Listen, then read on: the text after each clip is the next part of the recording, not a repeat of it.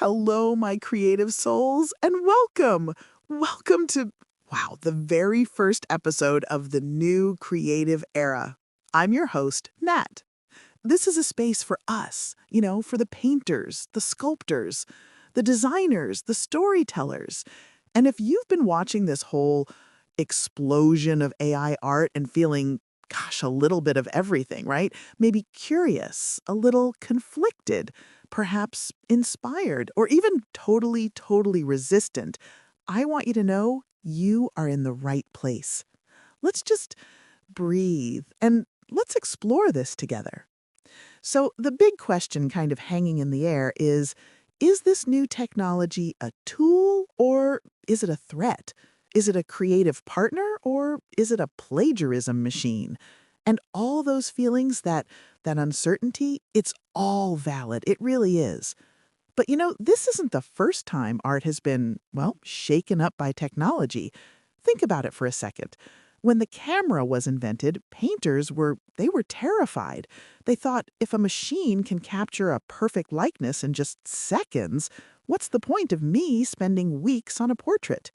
But photography didn't kill painting. No, it liberated it. It freed painters from this burden of just copying reality, and that pushed them to create movements like, Impressionism, Cubism, abstract expressionism. It forced them to ask a whole new question. What can a painting do that a photograph can't? It actually reminds me of Marcel Duchamp, who, gosh, over 100 years ago, took a plain old factory-made urinal, signed it, and just submitted it to an art exhibition.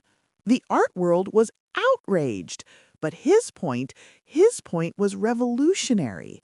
Art isn't just about technical skill. It's about the artist's idea, the choice, the human intent behind it all. So, if a urinal can be art because an artist declared it is, why should we immediately dismiss something created with an algorithm?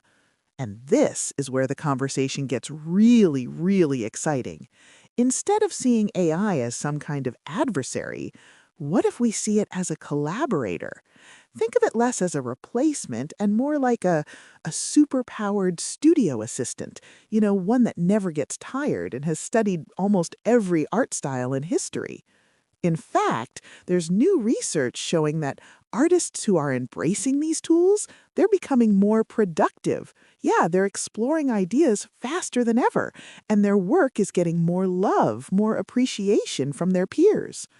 Researchers call this beautiful harmony, get this, generative synesthesia. It's a blending of our unique human exploration with AI's just incredible power to execute. It's a whole new creative workflow. Because here is the fundamental truth.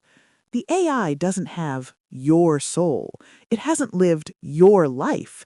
It doesn't know the feeling of a first heartbreak or the smell of your grandmother's kitchen or the view from your favorite window. The AI can generate an image, sure, but it can't generate meaning. That is and always will be the artist's job. Our role is evolving. Yeah, it might become less about the mechanical skill of the hand and more about the depth of our vision. It's about the stories we choose to tell, the questions we ask the machine, and our ability to curate, to find that human truth in this sea of digital noise. Your ideas, your unique perspective, that is the real art.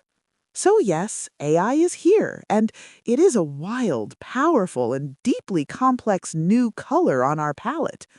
But we, the artists, we are the ones holding the brush. We get to decide what to create.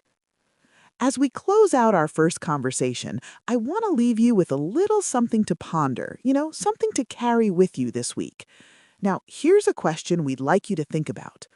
If an AI could perfectly replicate your current art style, I mean down to the last detail, what new, uniquely human story would you feel compelled to tell next?